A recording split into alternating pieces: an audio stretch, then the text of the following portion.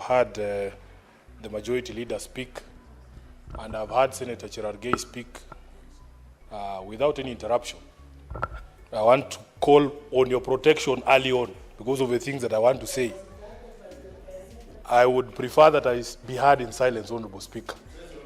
Number one, I want to tell the Senator for Nandi that there is nothing like government property. Everything that the government owns is owned by the taxpayer. It's our money. It is ours to do with as we please.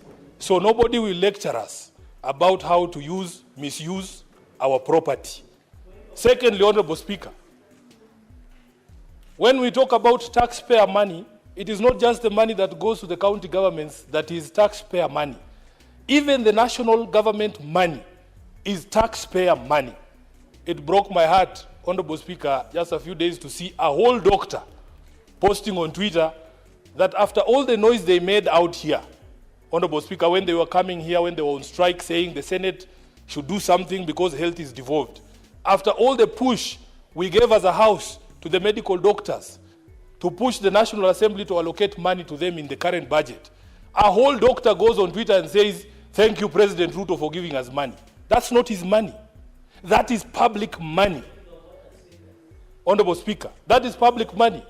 Number two, Honorable Speaker, as a taxpayer in this country, there are very few things that make me happy because we have serious problems with the way that this government utilizes our property.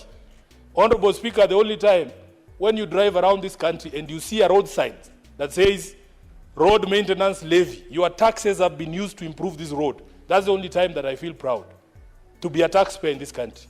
But all these other times, when you talk about people putting their photos everywhere, I have seen governors, whenever there is a tax waiver, his photo is bigger than the message that is in the newspaper. I have seen governors buying billboards. The face occupies 3/4 of the billboard. The message is so small, the rest of the billboard is his face. Honorable Speaker, even this week, I have seen a governor who is my friend, and I have to say this because I want him to succeed.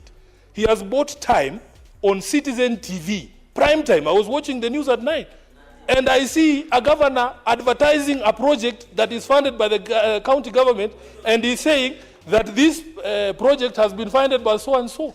I was very shocked. Where do you get the money, Honorable Speaker?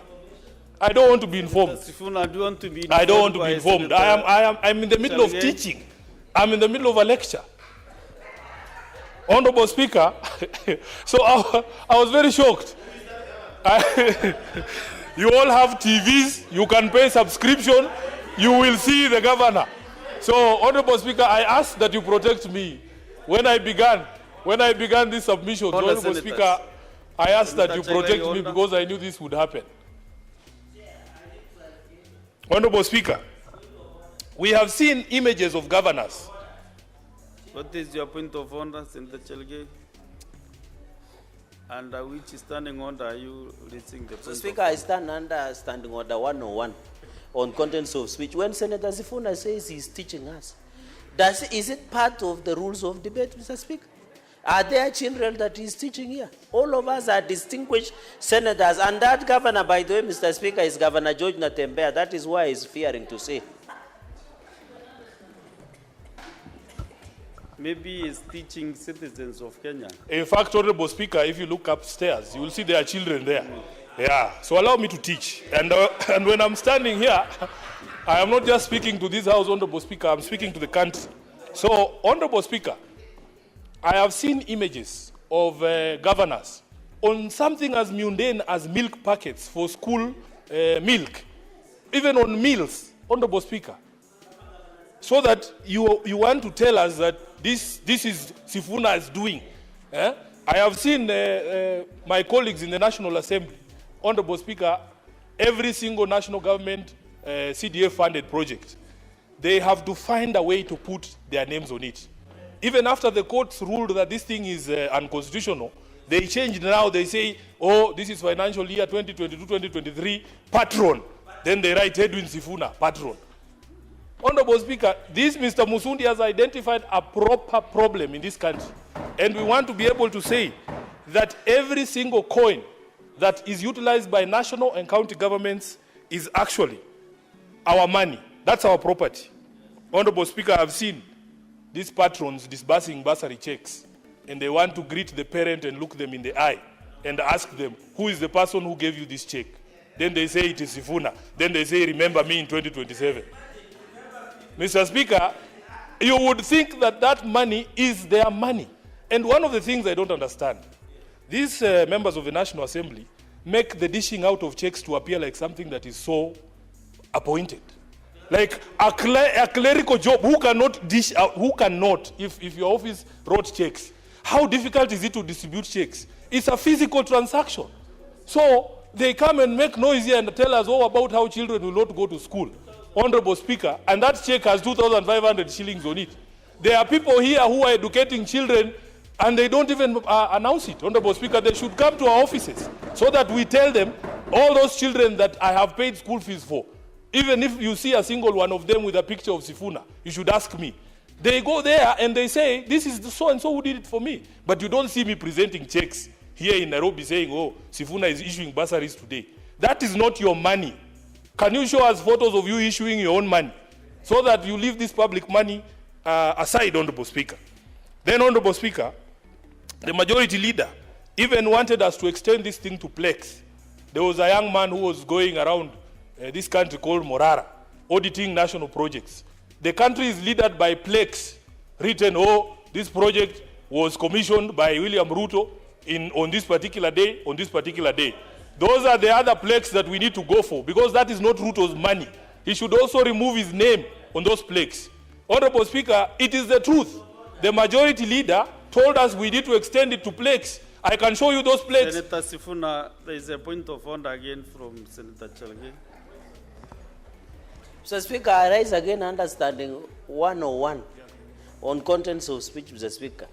This obsession by Senator Sifuna or President William Ruto must stop. If he wants to discuss the president, he should bring a substantive motion. Then we can handle at that point.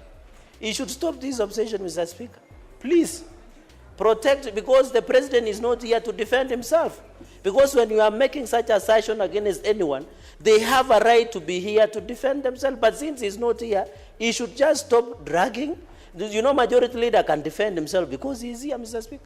Can the Honorable Senator withdraw and apologize or substantiate, Mr. Speaker? Because when he says there are plaques that are littered with the name of President William Ruto in the country, that is not a statement of fact and standing order 105. Senator Chalage, just a minute ago, you are requesting to be given the names of the governors. Correct. You have the plaques.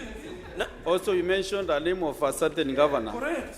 Sit down, Mr. Speaker, can I finish? Speaker, can I finish? Mr. Speaker, can I finish? Too long. Can I finish? Listen, Senator Chalage, since too long cannot make a right. Also, Senator Sifuna, there was a communication from the chair about that standing order to avoid mentioning names of state officers who are not in this house. Maybe unless you bring a substantive motion. Honorable Speaker, Honorable Speaker. Can I finish? Can I finish? Sit down, Bwana. Sit down. You are not the Speaker. All the senators. You are not the Speaker. Mr. Speaker, why is Senator Sifuna ordering me? You are the Speaker. Resume the seat. Resume your seat, Senator Sifuna. Let me finish what I was saying. I'm saying as much as possible, you know, those plaques, those billboards and everything, whatever it is, avoid mentioning names of whatever billboard you saw, so that now we can make progress, Senator Chalge. Honorable Speaker, can I proceed, please? Yes, but Honorable Speaker, we are not discussing personalities. We are discussing our money. The Senator for Narok, Honorable Speaker, came from a time when he was hosting the president in his county. So he came back and told us, oh, we have been given an airport in Narok. The contractors are there day and night. So one time I had been given a lift by a friend of mine. We were coming from somewhere in Western. I said, I want to see this airstrip in Narok that has a contractor day and night. So I asked the pilot to fly over that space. Honorable Speaker, there is a plaque sitting there. There are no contractors there. That young man called Morara has gone around the whole country, has shown us. Even when you go to the so-called stadium in Wote, if you go to Kamarin Stadium, you will find those plaques there. Honorable Speaker, we cannot have these gatekeepers of the executive in the legislature. You do your job, let him do his job. So, Honorable Speaker, when he was going Honorable Speaker, can you protect me from this heckler? Senator Chalege, order, kindly. No. Honorable Speaker, do you Points know? of order are not making sense now. Honorable Speaker, there is. Senator Chalege, can you allow? You know when you are Senator used to Sifuna? using matatus, have you ever been in a chopper? You can see. No. Honorable Speaker, protect me from Senator this. Chalege. Senator Chalege, I'm giving you the first warning this afternoon. I'm giving you the first warning. No point of order. You Honorable Speaker, just please. let Senator Sifuna be under in silence. Thank you. To conclude his. Honorable Speaker, so the point that I was making, Honorable Speaker, is that those plaques with names of either projects that have been started or concluded should bear the same sign that I told you about, the Road Maintenance Levy Fund. It should say, your taxes have built this stadium in Wote. Your taxes have built this stadium in Kamarin, which doesn't exist, by the way. Honorable Speaker, let me conclude by commenting on something he said. And I was very quiet when he spoke, so I hope he will be quiet too. Honorable Speaker, as a responsible government, you cannot tell us to wait for you to face you in 2027, and you are killing us today. Albert Ojwang is in the ground. He will not be able to meet William Ruto in 2027. So if we stopped, all of us, if all of us agreed, all of us should agree, Senator all of us Sifuna, should agree. Senator Honorable Sifuna, Speaker, please don't stop me. You are now contravening standing on the Now 121. the Speaker himself is interrupting me. Standing on the 121. I gave a ruling, I gave you guidance. You know you cannot do elections in the Senate. We don't do elections in the Senate. So avoid mentioning names of state officers. I warned you. I cautioned you. That is the first caution again, understanding on the 121. Very well, Honorable And Speaker. you know the consequences. Very well, Honorable Speaker. Very well, Honorable Speaker. What I'm saying is this. All of us must agree that if decisions are being made democratically at an election, can we guarantee that all of us get to that election? Because you can't tell me to wait for you at the ballot and then you make sure I don't get there. Is Albert Ojwang supposed to vote from the grave? There's no such polling station.